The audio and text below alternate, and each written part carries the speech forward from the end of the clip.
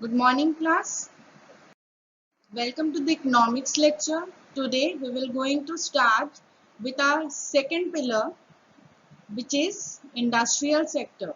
As you know, I have already told you that there are three pillars which build Maharashtra so strong. So we have already seen our first pillar, that is the agricultural sector.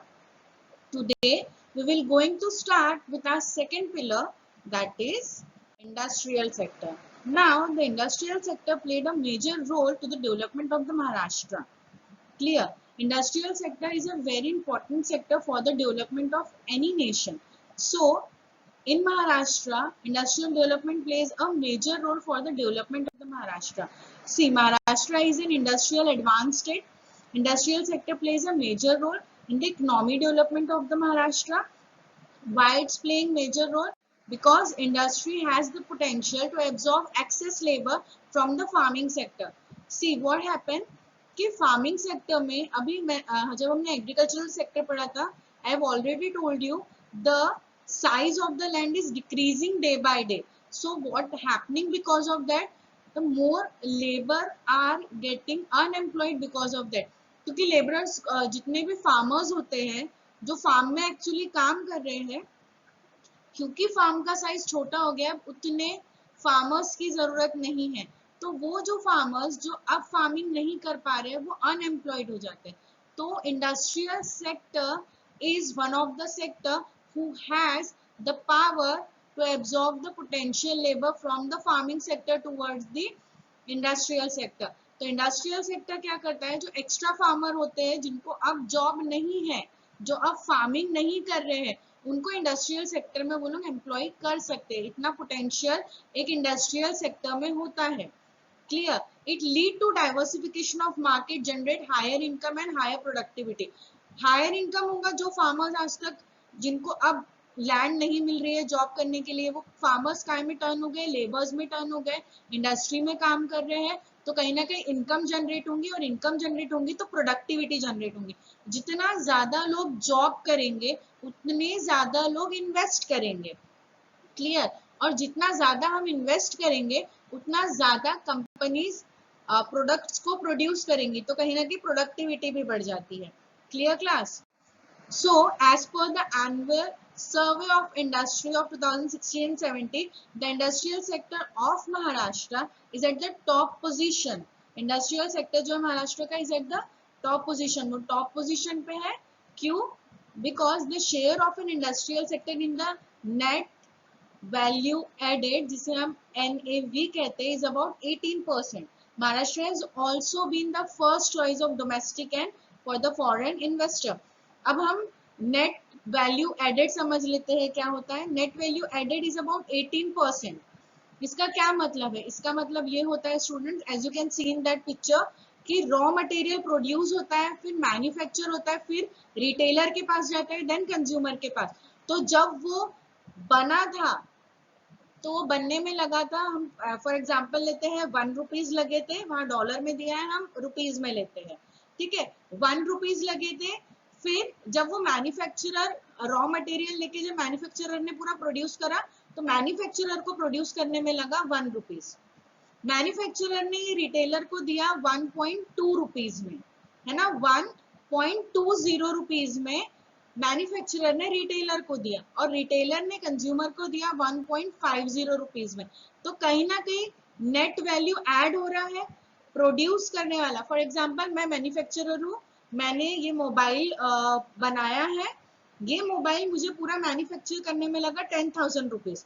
10,000 लगने के बाद जब मैं ये centre को दूंगी cell करने के लिए, शॉप्स को दूंगी, ठीक है, जो भी मोबाइल के शॉप्स होते हैं, अगर मैं वहां उनको सेल करने के लिए दूं, तो मैं एज ए मैन्युफैक्चरर 10,000 में अगर बनाई हूं तो मैं उनको 10,000 में तो नहीं दूंगी.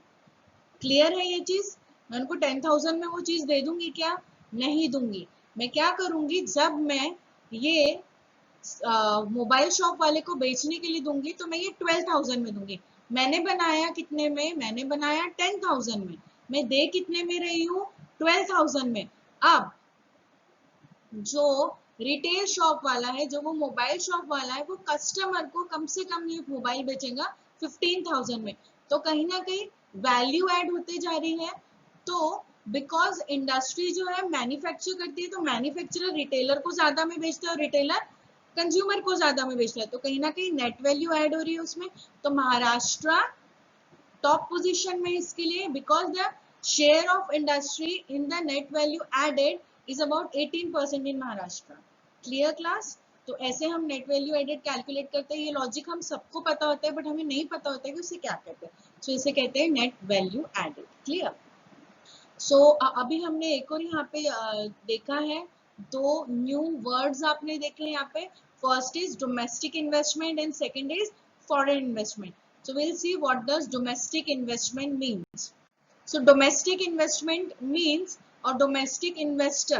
See, domestic investment means are those investors who undertake the investment in the security and other financial assets of their own country. अगर मैं इंडिया में रहती हूँ, क्लियर, मैं इंडिया में ही रहती हूँ, तो मैं डोमेस्टिक इन्वेस्टर कहलाऊंगी। अगर मैं इंडिया के बॉर्डर के अंदर कहीं पे भी इन्वेस्ट करती हूँ, चाहे मैं वो लैंड में इन्वेस्ट करूँ, म्यूचुअल फंड में इन्वेस्ट करूँ, शेयर्स में इन्वेस्ट करूँ, डिबेंचर में इन्वेस्ट करूँ, या बॉन्ड्स में इन्वेस्ट करूँ, या गोल्ड में इन्वेस्ट कर दूँ, किसी भी कमोडिटी में मैं इन्वेस्ट कर दूँ, if I am investing in my own country under the territorial boundary of my country, so it is called as a domestic investment. So I will become the domestic investor. Why? Because मैं अपने ही country के अंदर कर रही हूँ, मैं अपने country का जो इंडिया का जो बॉर्डर है उसके बाहर इन्वेस्ट नहीं कर रही हूँ। क्लियर कर देती हूँ, इंडिया में अगर मैं कहीं पे भी इन्वेस्ट करती हूँ under the territorial boundary of India, if I am investing, I will become the domestic investor. Clear? Now, what does foreign investment means? Foreign investment means investing in other country. Clear? India के boundary को छोड़ के, India के territorial boundary को छोड़ के अगर मैं इंडिया के बाहर कहीं भी इन्वेस्ट करती हूँ, तो it is called as foreign direct investment. Clear? जिसे एफडीआई भी कहते हैं, या अगर फॉरेन के लोग इंडिया में इन्वेस्ट करना चाहते हैं तो उसे भी हम एफडीआई कहते हैं। सी कंपनी और an individual from one nation invest in the assets और ownership stake of the company based in another nation. चाहे मैं वहां इन्वेस्ट करूं या वो यहाँ इन्वेस्ट करे, इसे हम एफडीआई में ही कंसिडर करेंगे। तो एफडीआई किसने लाया था? Clear? Who introduced FDI in India for the very first time? So doctor Manmohan Singh. In 1991 he was our financial minister, so he introduced the foreign direct investment in India. See, 1991 तक foreign direct investment India में नहीं था। It means foreign के लोग, other country के लोग हमारे country में invest नहीं कर सकते थे। समझ में आया? So FDI was introduced in the year 1991 under Foreign Exchange Management Act, जिसे हम FEMA भी कहते हैं, FEMA, Foreign Exchange Management Act, clear, by the Finance Minister Dr. Manmohan Singh. He is the person who first introduced FDI in India. It started with the baseline. Baseline मतलब जब भी हम किसी चीज को स्टार्ट करते हैं तो हम कुछ अमाउंट दे के स्टार्ट करते हैं। क्लियर? अगर मैं नया बिजनेस भी स्टार्ट करूंगी तो मैं कुछ अमाउंट उसमें, कुछ कैपिटल उसमें इन्वेस्ट करूंगी। तो जो बेस लाइन था वो 1 बिलियन का था। 1991 में इन्वेस्टमेंट स्टार्ट हुआ था ये चीज का। एक्चुअली 1991 से प्रोसेस चल रहा था। 1991 में बिकॉज ऑफ द लिबरलाइजेशन ये चीज को आगे आने का मौका मिला। Clear? India is considered as the second most important destination for foreign investment. Clear? India को second most important foreign destination माना जाता है for the investment purpose, because हमारे यहाँ पे बहुत सारी कंपनीज हैं। क्लियर? नाउ एफडीआई का छोटा सा हिस्ट्री देख लेते हैं हम, which is already printed in your textbook, but I will explain you. See, in the earlier 1990 the government of India started amending the norms. हमारे इंडिया ने नॉर्म्स लाए थे, अमेंड करना चालू किए थे। अमेंडमेंट हमेशा अच्छी चीजों के लिए होता है। कोई न्यू रूल लाना, लॉ लाना, कोई नया क्लॉज लेके आना, उसे अमेंडमेंट कहते हैं। तो 1991 में the government of India started amending the norms capping foreign direct investment. capping means उस ग्रुप में foreign direct investment में इन्वेस्ट करने के रूल्स उन्होंने लाने चालू कर दिए in the sector. But because of the Liberalization Act of 1991 clear the path of FDI in India. See, liberalization का मतलब होता है जो भी इन्वेस्टमेंट के जो रूल्स एंड रेगुलेशन होते हैं उसको फॉलो करके, उसको पूरे रूल्स एंड रेगुलेशन को फॉलो करके किसी भी चीज का इन्वेस्टमेंट करना. क्लियर? तो हमने जैसे आप सभी जानते होंगे there is globalisation, privatisation and liberalisation. So liberalisation clear the path of FDI in India in 1991. But amendment कब से स्टार्ट हो गया था? 1990 से. Clear class? So Maharashtra has been consistently ranked as the #1 investment destination in India. ये महाराष्ट्र का map है, आप देख सकते हैं. तो महाराष्ट्र जो है हमेशा #1 पे रैंक किया है क्योंकि वो सबसे बेस्ट डेस्टिनेशन कहा जाता है उसे इंडिया में इन्वेस्टमेंट के लिए. क्लियर? फॉरेन इन्वेस्टमेंट भी और डोमेस्टिक इन्वेस्टमेंट भी. Now the state has remained in the front line in the term of FDI flow in the country. The FDI flow, the foreign direct investment flow in the Maharashtra since April 2000 till September 2017 was 6,11,760 crores, which is 31% of the total FDI flow all India level. आप India का map देख सकते हो वहां पे yellow colour का. Then आप उसमें ये भी देख सकते हो कि महाराष्ट्र कितना छोटा है. वहां पे देख सकते हो आप इंडिया के इसमें महाराष्ट्र रेड कलर से हाईलाइटेड है. तो महाराष्ट्र हमेशा सामने रहा है, फ्रंट लाइन रहा है. किस चीज के लिए रहा है? Because Maharashtra is we can say rank 1 in the FDI flow. पूरे इंडिया में जितना, अगर हम फॉर एग्जाम्पल लेते हैं, इंडिया में अगर एफडीआई फ्लो 100% है तो उसमें से 31% सिर्फ और सिर्फ महाराष्ट्र में इन्वेस्टमेंट है एफडीआई का. क्लियर? तो जो फॉरेन डायरेक्ट इन्वेस्टमेंट है पूरे इंडिया में से, मैप देख सकते हो, पूरे इंडिया में से महाराष्ट्र जो रेड कलर का है सिर्फ और सिर्फ महाराष्ट्र का 31% जाता है, which is a huge amount. Clear class? ये बहुत बड़ा अमाउंट है बिकॉज जो हमारा state has remained front line in the FDI in the term of FDI inflow. Inflow यानी अंदर आना, कंट्री में आना. ठीक है? इनफ्लो यानी अंदर आना.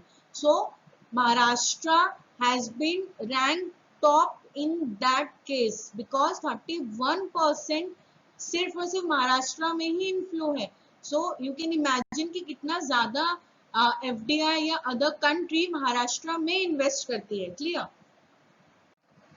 Now there are some general problem in the industrial sector which is faced by industrial sector. अभी भी कुछ इंडस्ट्रीज फेस कर रही है. वैसे हमारी गवर्नमेंट ने बहुत अच्छा इंप्रूव किया है. Clear?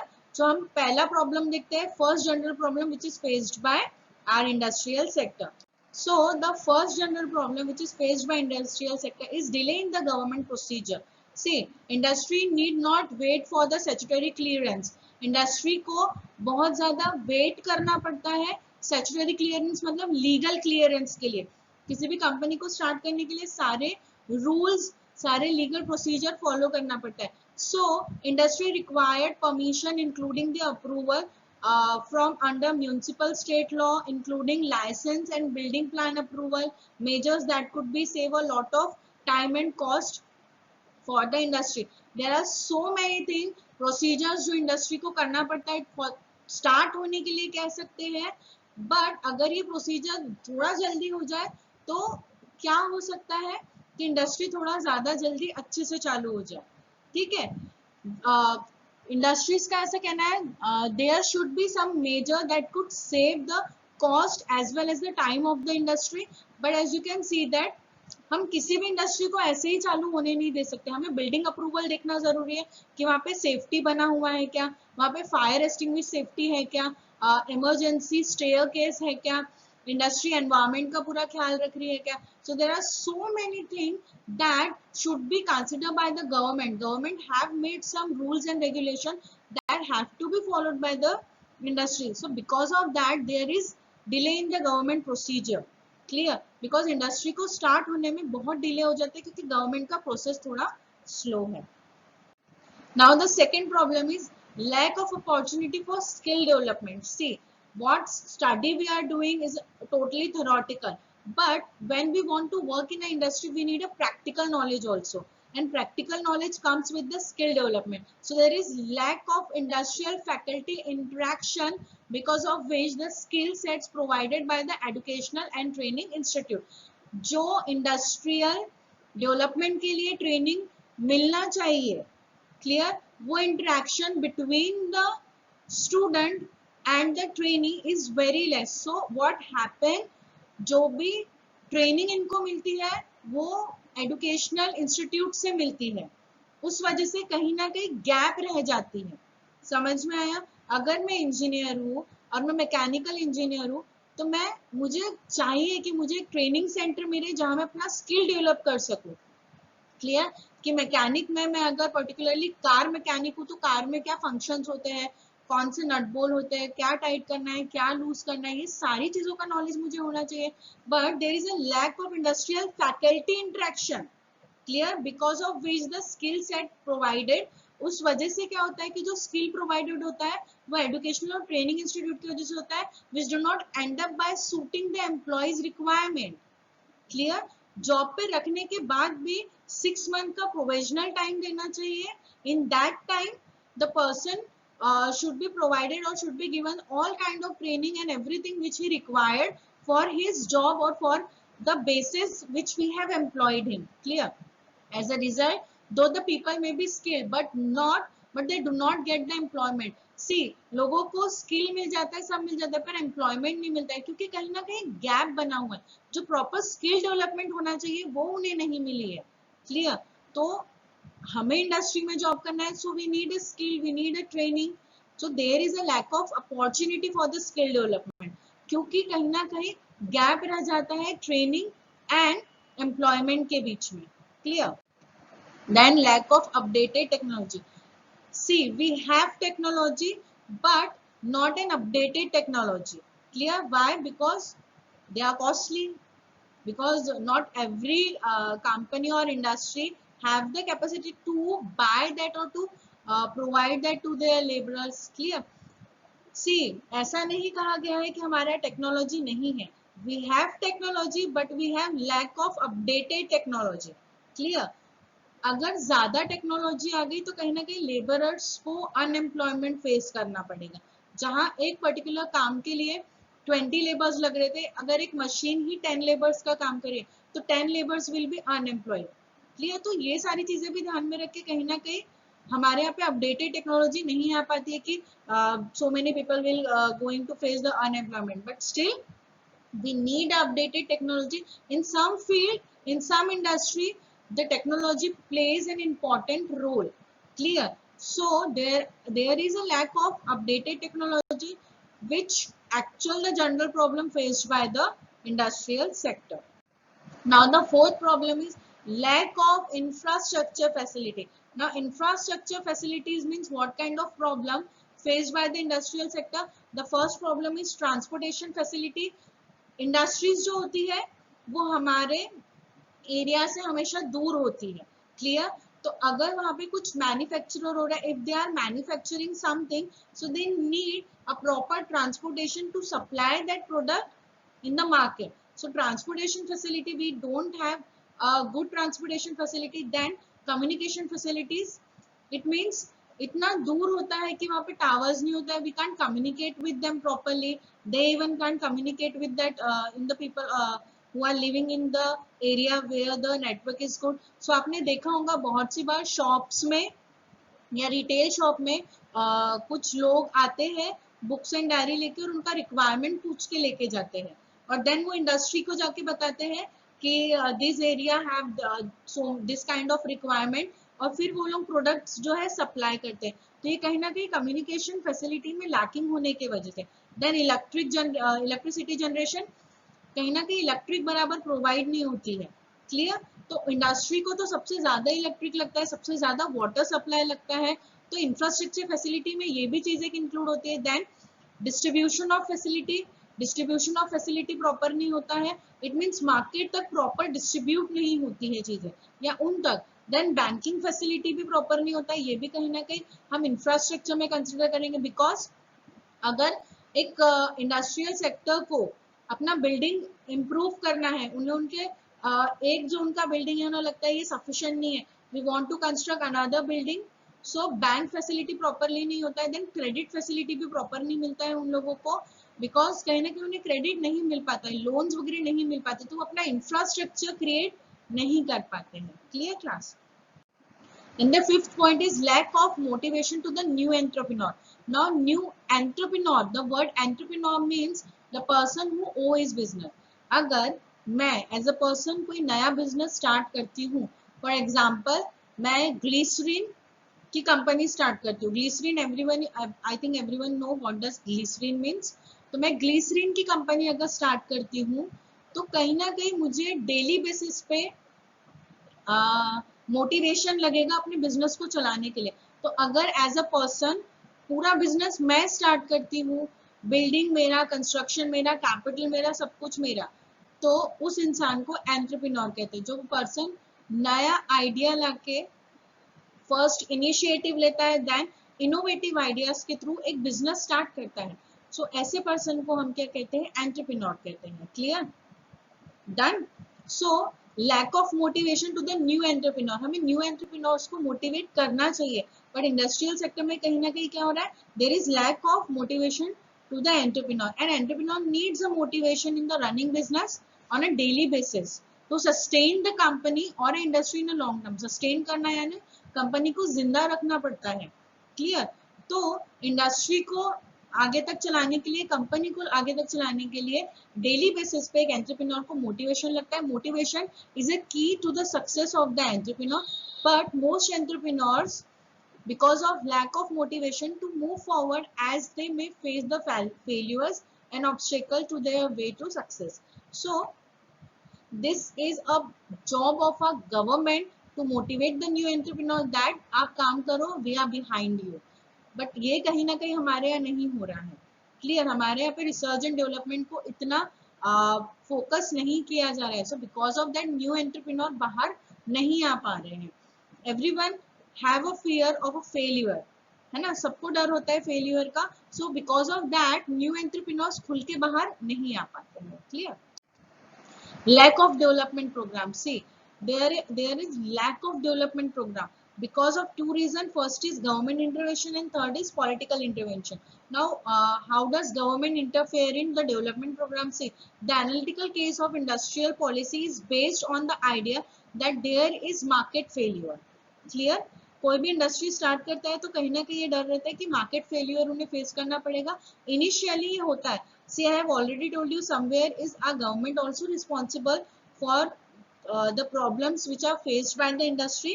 See, so that there is a government a market failure that is preventing industrialization, and so some from the government intervention such as subsidy is necessary to correct that failure.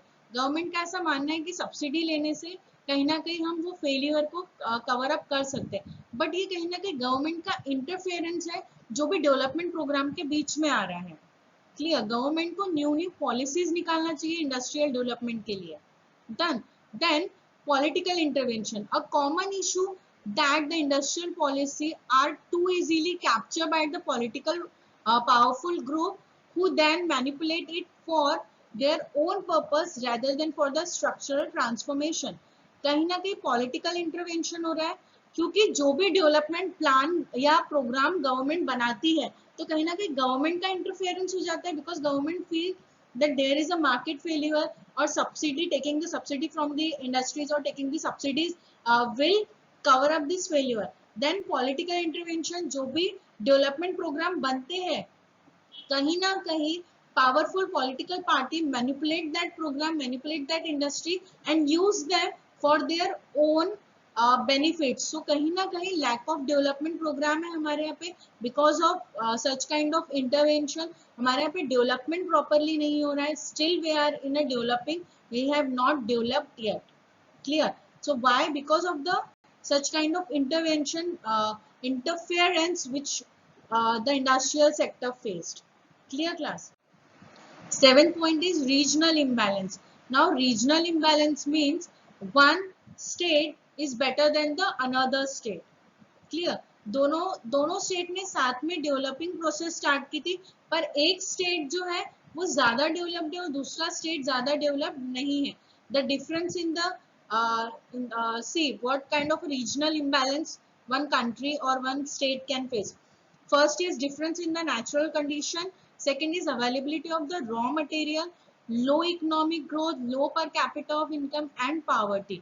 See, regional imbalance or disparity means a wide difference in the per capita income. Per capita income means persons, हर एक individual की जो income होती है वो एक दूसरे से अलग होती है, एक स्टेट की दूसरे स्टेट से अलग होती है. हम कहते हैं अभी कि बैंगलोर में ज्यादा सैलरी है, पुणे में ज्यादा सैलरी है, मुंबई में ज्यादा सैलरी, उतना सैलरी नागपुर में नहीं मिलता है. तो ये कहीं ना कहीं रीजनल इम्बैलेंस शो करता है. क्लियर कि नागपुर में जितने भी लोग रहते हैं उनकी per capita income is lower than the people who are living in the other state in the Maharashtra like Pune, Konkan and Mumbai. Clear class? So what kind of regional imbalance a state can face? So first is per capita income is the problem. Second is the literacy rate. Third, health, education, and level of the industrialization. Clear? So as you can see that in this picture, the regional imbalance or disparity in the economic, social development of two regions. One region, city area is stronger than the other region and city and area. Clear? So as you can see that Maharashtra is less developed than Gujarat. Clear? ऐसा कहा जाता है कि गुजरात के जो villages हैं they are more developed than the Maharashtra city. Clear कि गुजरात में जो गांव है, विलेजेस है, वो हमारे सिटी से ज्यादा डेवलप लगते हैं. ठीक है, because they have all kind of facilities. इसीलिए वहाँ पे डेवलपमेंट क्या हो रहा है, ज्यादा हो रहा है, बिकॉज वहाँ पे डेवलपमेंट प्रोग्राम प्रॉपरली फॉलो हो रहा है. हमारे यहाँ पे क्या प्रॉब्लम है, लैक ऑफ डेवलपमेंट प्रोग्राम. वहाँ की गवर्नमेंट सपोर्ट करती है ना, गवर्नमेंट सपोर्ट कर रही है, पॉलिटिकल पार्टी सपोर्ट कर रही है.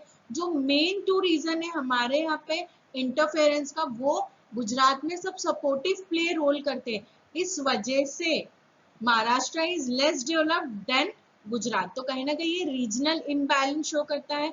सो गुजरात में maximum number of people are employed. Gujarat is providing good quality of education, good quality of health facilities. They have more per capita income than, or we can say that as compared to Maharashtra. See, I hope आपको regional imbalance समझ में आएगा कि दो regions के बीच में balance नहीं होना. Clear? Now, there are some measures undertaken by the government for industrial development. According to the Economic Survey of Maharashtra 2017-18 के हिसाब से, what are those measures which are undertaken by the government? See, इतने सारे problem face करने के बाद कहीं ना कहीं government of Maharashtra has failed कि हमारे यहाँ के इंडस्ट्रीज में जहाँ पे इतना ज्यादा एफडीआई इनफ्लो है, इतना ज्यादा फॉरेन डायरेक्ट इन्वेस्टमेंट है, तो we should provide some measures or we should undertake some government program, so that industrial development program, so that our industry can be developed. So our first measure is single window cell. Clear? Now single window cell was initiated to provide all clearance to the existing and prospective investor. See existing investor और जो new investors आने वाले हैं उन सबको single window cell का facility provide किया गया था. Now what does single window cell means? The single window is a system of a trade facilitation idea. Clear? In the simple word, it allow a user to get sufficient information from one source. As such, the implementation of a single window system enables implementation across the border. Traders to submit regulatory document at the one single location or a one single entity. Clear? अभी भी आपको may be clear नहीं होगा, तो एक picture के through हम इसको प्रॉपरली क्लियर कर लेते हैं. As you can see that जो रेड पर्सन खड़ा है वो एक इन्वेस्टर है. सपोज वो मैं हूँ, तो मैं एक ट्रेडर, एजेंट या इन्वेस्टर हूँ जिसको एक नया बिजनेस स्टार्ट करने के लिए. क्लियर? फॉर एग्जाम्पल मैं वो रेड वाली पर्सन मैं हूँ, तो मुझे नया बिजनेस स्टार्ट करना है. So for starting that business I need some idea कि मुझे एक्चुअल में क्या क्या करना चाहिए. So with the help of a single window cell I will ask my question. वहां पे आप देख सकते हो मैंने एक क्वेश्चन अपना पूछा, सिंगल विंडो सेल के थ्रू वो गया और मेरे क्या क्या क्वेश्चंस हो सकते थे. ठीक है, वहां पे दिया गया कस्टम का हो सकता था, इंश्योरेंस कंपनी से रिलेटेड हो सकता था, chamber of commerce, custom, bank, animal quarantine, plant quarantine, ये सारे क्वेश्चंस हैं, ठीक है। तो मैंने ये सारे क्वेश्चंस पूछा, क्लियर। अगर मुझे नया बिजनेस स्टार्ट करना है, फॉर एग्जांपल मैं एक मैन्युफैक्चरिंग बिजनेस स्टार्ट करना चाहती हूँ, जहाँ पे मुझे शू मेक करना है, शू मेकिंग मैन्युफैक्चरिंग इन्वेस्टर बनना चाहती हूँ मैं, ठीक है। तो एज अ मैन्युफैक्चरर अगर मुझे शूज की मैन्युफैक्चरिंग यूनिट स्टार्ट करना है, तो मुझे क्या क्या डॉक्यूमेंट लगेंगे कि मैं महाराष्ट्र की गवर्नमेंट को सबमिट करूं, so that they will allow me to start my new manufacturing unit. तो मैंने सिंगल विंडो सेल के थ्रू क्वेश्चन एक कोट किया, वहां से मुझे सारे आंसर्स का रिप्लाई आया। See, as you can see that response from the various authority and financial institution are written to the trader or agent and all position for financial response denoted cargo clearance, ठीक है। फिर जो भी documents लगेंगे मैं वो documents यहीं submit करूंगी। यहाँ पे सबमिट होने के बाद मुझे अप्रूवल मिलेगा, देखो मुझे टिक मिला है नीचे में, उस अप्रूवल के बाद मुझे सारे क्लियरेंस मिल गए और मैं अपना नया बिजनेस स्टार्ट कर सकती हूँ। सो एज अर्लियर आप देख सकते थे कि जो भी हमने जनरल प्रॉब्लम फेस किए हैं, डेवलपमेंट प्रोग्राम वाला problem, government interference, political interference की वजह से लैक ऑफ मोटिवेशन हो रहा था, लैक ऑफ इंफ्रास्ट्रक्चर फैसिलिटी हो रही थी, या lack of government interference development program, या delay in the government procedure, which is our first point, delay in the government procedure. तो यहाँ पे कहीं पे भी डिले नहीं हो रहा है, because everything is in online port पे हमें मिल रहा है, सिंगल विंडो सेल है, मतलब एक सिंगल चीज, एक सिंगल मुझे पीसी में विंडो ओपन करना है नेट के थ्रू, और वहां पे मुझे अपने सारे क्वेश्चंस पूछना है, वहां से आंसर मिलेंगे, मैं अपने डॉक्यूमेंट सबमिट करूंगी और मुझे क्लियरेंस मिल जाएगा कि मैं अपना न्यू इंडस्ट्री स्टार्ट कर दूं। Clear class? So single window is a system is where all facilities are available in one place. For example, in banking there are various dealings like withdrawing cash from saving account, current account, purchase account, draft or other पे order. अगर मुझे banking के लिए भी ये use करना है कि मैं एज अ मैन्युफैक्चरर, अब मेरा करंट अकाउंट रहेगा, सेविंग अकाउंट नहीं होता है, जो भी बिजनेस करता है, कंपनीज होती है, उन सबके करंट अकाउंट होते हैं, क्लियर। तो अगर मेरा करंट अकाउंट है तो मुझे एक सिंगल विंडो सेल मिलेगा जहाँ पे मैं अपने सारे पेमेंट्स कर सकती हूँ, जहाँ से मैं अपने सारे पेमेंट्स रिसीव कर सकती हूँ, clear. I am paying from one window, I am receiving from one window, मैं वहां पे अपना अमाउंट सेव कर सकती हूँ, चीजें परचेज कर सकती हूँ, ड्राफ्ट कर सकती हूँ, सब कुछ सिंगल विंडो सेल के थ्रू कर सकती हूँ, even though making a fixed deposit. Earlier, for each type of transaction, a customer had to approach a different staff at a different counter. पहले क्या होता था, हम बैंक में जाते थे, हर चीज के लिए हमें डिफरेंट काउंटर में खड़ा रहना पड़ता था। वहां पर सेविंग के लिए है, 5 नंबर वाले ब्लॉक पे जाओ, वहां पे रिसीविंग के लिए, यहाँ पे चेक डिपॉजिट का है। पर अब वैसा नहीं होता है, सिंगल विंडो है, वहां पे आप ऑनलाइन सारा प्रोसेस कर सकते हो। So today all the facility can be availed at one counter or window, hence it is called as a single window facilities. Clear class? Now the second major undertaken by the government is Maharashtra Industrial Trade and Investment Facilitation Cell, which is also called as Maitri. Maitri was introduced to provide online consolidated information about the investment process. Clear? ये investment process के बारे में पूरा का पूरा information provide करते हैं Maitri, which is also created by the government. Clear? With an objective to attract investment and employment in the state. क्यों ये स्टार्ट हुआ था? क्योंकि ये इन्वेस्टमेंट और एम्प्लॉयमेंट दोनों को अट्रैक्ट करता है स्टेट में, ठीक है, महाराष्ट्र स्टेट में। Maitri provide government to business information which is also called as G2B information. Direct government से बिजनेसेस को इंफॉर्मेशन प्रोवाइड हो जाती है।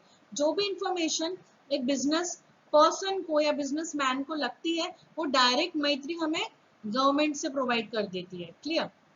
सी information and services, one stop shop, इसका मतलब होता है एक ही जगह से आपको सब कुछ मिल जाएगा।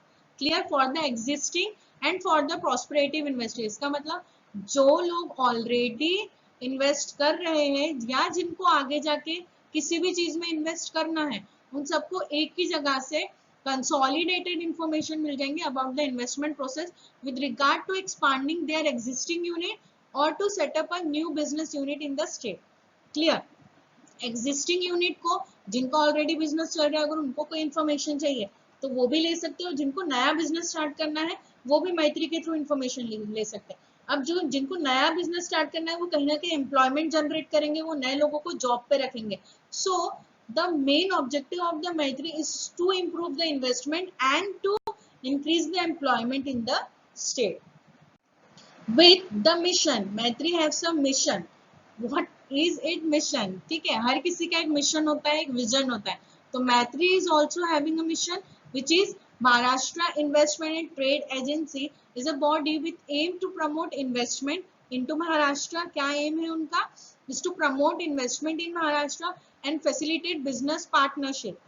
Functions as a clearance house for all the investment related to information and assist the state investor on the various investment opportunity. हर एक information time to time provide करना, हर एक चीज को clearance provide करना. They act as also a clearance house. Clear? So this is the mission of the Maitri, to improve the investment and the employment quality in our state. Now the third is award for export performance, space rent subsidies and provided to small scale industry to encourage the participation in the international exhibition. See, किसी को भी अगर हम awards देते हैं, किसी को भी हम किसी की भी तारीफ करते हैं, सो वो कहीं ना कहीं मोटिवेट होते हैं ऑटोमेटिकली। सो ये गवर्नमेंट का एक इनिशिएटिव था कि अवार्ड्स देना चालू करो स्मॉल स्केल इंडस्ट्रीज को, मीडियम स्केल इंडस्ट्रीज को। एक्सपोर्ट परफॉर्मेंस के लिए अवार्ड्स दिए जाते हैं, सर्टिफिकेट्स प्रोवाइड किए जाते हैं, शील्ड्स दी जाती है, सो that they will improve their quality of working and they will get motivated to work more and more, so that in future they will also participate in the international exhibition also. Clear? तो जो भी exporters होते हैं, जो भी चीज वो export करते हैं, गवर्नमेंट की तरफ से एक एग्जीबिशन ऑर्गेनाइज होता है, वहां पे वो लोग अपने सारे एक्सपोर्ट प्रोडक्ट लाके एग्जीबिशन करते हैं उसका। उस वजह से, उस रीजन से उन्हें कहीं ना कहीं इंटरनेशनल एग्जीबिशन भी मिलता है कि आपका बहुत अच्छा क्वालिटी की आपने चीजें बनाई है, अब आपको इंटरनेशनल स्टेज पे हम लेके जाएंगे, that you have an innovative and creative idea. Clear? So इस तरीके से मोटिवेट किया जाता है small scale and medium scale industry. See, as you can see that कि एक्सपोर्ट्स अवार्ड्स दिए जाते हैं। क्यों दिए जाते हैं? The reason behind for giving the exports award, exporters award, the reason is that for the inspiration and for encouragement to the exporters to outshine in their export performance to achieve better in the future. The award are public acknowledgement, उन्हें public acknowledgement मिलता है for the achievement of exporters which all serve as an inspiration to their member. ये awards exporters को दिए जाते हैं inspire करने के लिए और लोगों को भी, एंड मोटिवेट करने के लिए, एनकरेज करने के लिए to do better in future. So ये छोटे छोटे एक्सपोर्टर्स ही फ्यूचर में जाके बड़े एक्सपोर्टर्स बनते हैं और इंटरनेशनल एग्जीबिशंस फेस करते हैं। Clear? Now the fourth point is creation of a special economic zone, जिसे सीज भी कहा जाता है, SEZ, to boost the industrial growth. Clear? So creation of a special economic zone. Now what does special economic zone means? Special economic zones were announced by the government to the India in April 2000 as a part of the export import policy in India. Clear? Export भी होगा या एक company रहेगी जो export भी करेगी और वहीं उसी के थ्रू इंपोर्ट भी हो जाएगा कहीं ना कहीं। ठीक है? The government realized the need to enhance the foreign investment.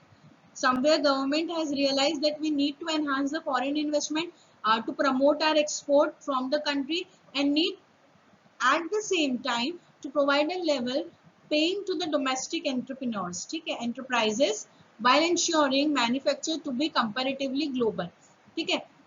Special economic zone एक एरिया होती है जहाँ पे सारी मैन्युफैक्चरिंग कंपनी या सर्विस प्रोवाइडिंग कंपनी को लोकेट किया जाता है। उनके रूल्स थोड़े अलग होते हैं, उनके रेगुलेशंस थोड़े अलग होते हैं, और ये जो कंपनी होती है ये पूरी की पूरी एक्सपोर्ट करती है या इंपोर्ट करते हैं रॉ मटेरियल्स वगैरह, ये इम्प्रूव करने के लिए है quality. Clear class? So as you can see that हमारे यहाँ पे महाराष्ट्र में मिहान जो है वो स्पेशल इकोनॉमिक जोन में आता है। क्लियर? मिहान नागपुर में स्पेशल इकोनॉमिक जोन में कंसिडर होता है। So special economic zone is a geographical region that has a economic law more liberal than a countries. ठीक है, इनके laws more liberal होते हैं, country से थोड़े से अलग होते हैं. It is a trade capacity development tool with a goal to improve the rapid economic growth by using taxes and business incentive to attract the foreign investment and technology. Tax जो होते हैं उन पे इंसेंटिव्स जो होते हैं वो इतने अट्रैक्टिव रखते हैं कि फॉरेन इन्वेस्टमेंट कहीं ना कहीं अट्रैक्ट हो इसके वजह से. Clear. So special economic zone, as I have already told you कि जो कंपनीज होती है या मैन्युफैक्चरिंग यूनिट होती है उनको पूरा का पूरा एरिया दिया जाता है. तो हमारे नागपुर में मिहान एक ऐसा एरिया है जहाँ पे सारी कंपनीज, चाहे वो सर्विस प्रोवाइडर हो या मैन्युफैक्चरिंग कंपनी हो, वो वहां पे सिचुएटेड है, वो एक जोग्राफिकल एरिया में सिचुएटेड है. तो उस एरिया को कहा जाता है special economic zone. Clear. Now the Government of India, Minister of Commerce and Industry Office Development Commission, Mihan Special Economic Zone. ये नागपुर का एड्रेस है, मिहान special economic zone. As you can see in that picture की different kind of companies है, जो उसमें से कुछ मैन्युफैक्चरिंग है, कुछ सर्विस प्रोवाइडर है, पूरे के पूरे एक जगह पे है. अब इस जो भी स्पेशल इकोनॉमिक जोन है, यहाँ से ट्रांसपोर्टेशन फैसिलिटी प्रॉपर प्रोवाइड होती है, इलेक्ट्रिसिटी प्रॉपर प्रोवाइड होती है, यहाँ पे कम्युनिकेशन फैसिलिटी प्रॉपर प्रोवाइड होती है, इन्हें बैंकिंग फैसिलिटीज मिलती है, इन्हें क्रेडिट फैसिलिटीज मिलती है, इन्हें all type of facilities what ever they need, सारी फैसिलिटीज प्रोवाइड होती है. क्लियर. सो कहीं पे भी इंफ्रास्ट्रक्चर का यहाँ पे बैरियर नहीं आता है कि there is lack of infrastructure because of that industries are not developing. So ये बैरियर यहाँ पर नहीं है, ये रुकावट यहाँ पर नहीं है, क्योंकि उन्हें सारी चीजें प्रोवाइड हो रही है. Done.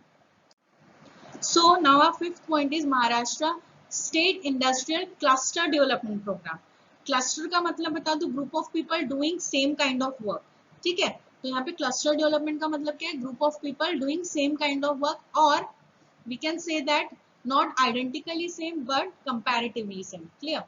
So the Minister of Micro, Small and Medium Enterprises, Government of India has adopted the cluster development approach as a key strategy to enhance the productivity and comparativeness as well as the capacity building of the micro and small enterprises of their collectivities in the country. See, क्यों ये cluster development programme लाया गया था, इसका एक reason बता देती हूँ.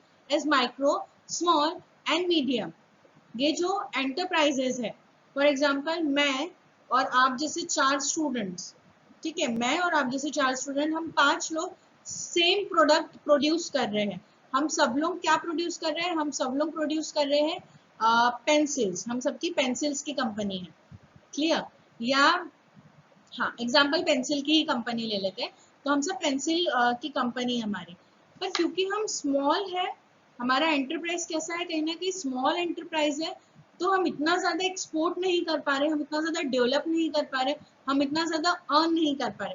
तो क्लस्टर डेवलपमेंट प्रोग्राम के अंडर क्या होता है, ये हम सबको कहीं ना कहीं कनेक्ट कर देगा. क्लियर. क्या आप सब पेंसिल बनाने वाली कंपनी हो, क्योंकि कहीं ना कहीं हमारा प्रोडक्ट कैसा है, आइडेंटिकली सेम प्रोडक्ट है, नॉट आइडेंटिकली बोलेंगे पर सेम प्रोडक्ट हम प्रोड्यूस कर रहे हैं. तो क्लस्टर डेवलपमेंट प्रोग्राम के अंडर क्या होता है स्टूडेंट्स, मैं और आप जैसे 4 स्टूडेंट, हम सब सेम प्रोडक्ट यूज बना रहे हैं, ये हम सबके प्रोडक्ट एक साथ मार्केट में सेल करने के लिए डालेंगे या एक साथ एक्सपोर्ट करेंगे, तो इसकी वजह से हमें ज्यादा प्रॉफिट होगा. अब ये क्लस्टर डेवलपमेंट प्रोग्राम कहाँ पे यूज किया जाता है, ये now we'll see what does the cluster development program mean. See, the cluster means a group of enterprises located within an identical or as far as a particular contingent area or a valuable chain that goes beyond the geographical area. एक area create करते हैं जहाँ पे ये सारे identical चीजें produce करने वाले लोगों को ग्रुप बनाया जाता है. Clear. With the product which are similar. Clear.